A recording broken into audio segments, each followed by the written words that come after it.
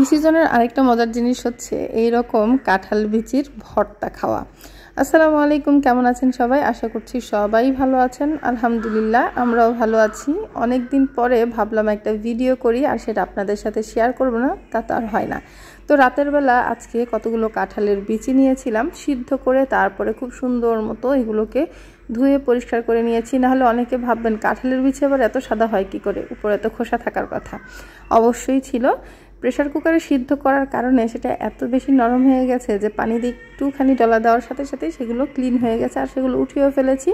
তারপরে এই যে বাটনা, আমার মায়ের কেনা বাটনা, যদিও আমার মা হয়তো একবার ব্যবহার করেছে বা দুইবার, সে আর ব্যবহার করে না। পরবর্তীতে সেটা আমি পেয়েছি এবং আমি সেটা ব্যবহার করছি। আর এটা দিয়ে আমি সব ধরনের ভর্তাই করি, আলু ভর্তা হোক বা যেই ভর্তাই হোক না কেন করি। আর এই যে একটা জিনিস এখন কাঁঠালের বিচি ভর্তা করতেছে, এইটা যদি আমি ভর্তা করতাম এমনিতে আমাকে পাটা পুতা কত কিছু বের করে তারপরে কাজটা করতে হতো, এক ধরনের কষ্ট ছাড়ার কিছুই না, যার জন্য এই ভর্তাটাই হয়তো বা খাইতাম না। তো যাই হোক, এখানে আমি সেটাকে সিদ্ধ করে নিয়েছি, মরিচও ভাজা হয়ে গেছে। আর পেঁয়াজটাকে কাঁচা দিব না, কারণ কাঁচা দিলে দেখা যাবে যে যদি কিছুক্ষণ থাকে গন্ধ হয়ে যাবে, যার জন্য হালকা একটা ভাজা করে নিব, যাকে বলা হয় সতে করা। তো এরকম করে তারপরে হচ্ছে আমি ভর্তাটা করি, তাহলে কিছুক্ষণ আর কি যদি একটু বেঁচেও যায় সেটা রেখে দিলে আর গন্ধ হয় না।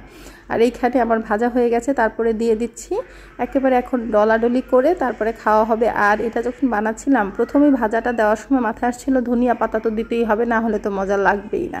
এর আগে আরেকদিন যখন বানিয়েছিলাম তখন ধনিয়া পাতা দিয়ে তারপরে বানিয়েছিলাম, কি বলবো এত মজা হয়েছিল আর কি। আমি ওইটা ছাড়া কিছু দিয়ে ভাত খাই না, আর আপনাদের ভাইয়া তো এই ভর্তা ছাড়া আর কিছু দিয়ে ভাত খায় না যদি ভর্তাটা হয়। রুচির কি পরিবর্তন হয় দেখেন। আমি কিন্তু আগে কখনো না খাইতাম কাঁঠাল, না খাইতাম আম, না খাইতাম হচ্ছে এই বিচি ভর্তা তো দূরের কথা, বিচির ধারে কাছ দিয়ে হাঁটতাম না। আমার আম্মার খুব পছন্দ কাঁঠালের বিচির ভাজা, তারপরে হচ্ছে কাঁঠালের বিচির ভর্তা এগুলো। আর কাঁঠালের বিচি কিন্তু দুই রকম ভর্তা করা যায়, একটা হচ্ছে যে তেলে তারপরে পাটায় বেটে, আর একটা হচ্ছে এরকম সিদ্ধ করে বেটে।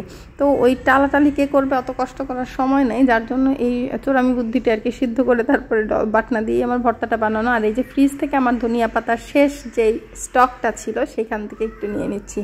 এইবার ধনিয়া পাতা শেষ হলে শেষ। তো আমি বলেছি আপনাদের ভাইকে আবার হয়তোবা ধনিয়া পাতা লাগাবে ছাদে।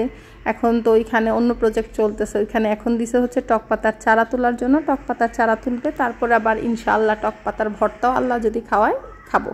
তো এই যে আপনাদের সাথে কথা বলতে বলতে কিন্তু ভর্তা বানানো হয়ে গেছে। আর এটা দিয়ে কিন্তু রাতের বেলা আপনাদের ভাই আর আমি ভাত খাইছি, অন্য কোনো তরকারি আমাদের লাগে না। এই জিনিসগুলো না অনেক সময় ভাবি যে আগে কি ছিলাম আর এখন কি হয়েছে। আগে যেটা খাইতে ইচ্ছাই করতো না, দেখতামই না, সেটা এখন খাইতে কি যে মজা লাগে, এত মজা কিভাবে যে লাগে সেটা জানি না। এখন না আমি সব কিছুই খাই যা আগে খাইতাম না, এখন নিজে রান্না করি, নিজে খাই, অন্যকে খাওয়াই, খুব ভালোই লাগে আসলে। আর এইভাবেই হচ্ছে জীবনটা চলে যাচ্ছে। সবাই দোয়া করবেন আমাদের জন্য, আর সবাই ভালো থাকবেন। আজকের ভিডিওটা এখানেই শেষ করে দিব, বেশি কথা বলার মতো আর কি সময় পাচ্ছি না, এখন খাওয়া দাওয়া শুরু করে দিতে হবে। খোদা হাফেজ, সবাই ভালো থাকবেন।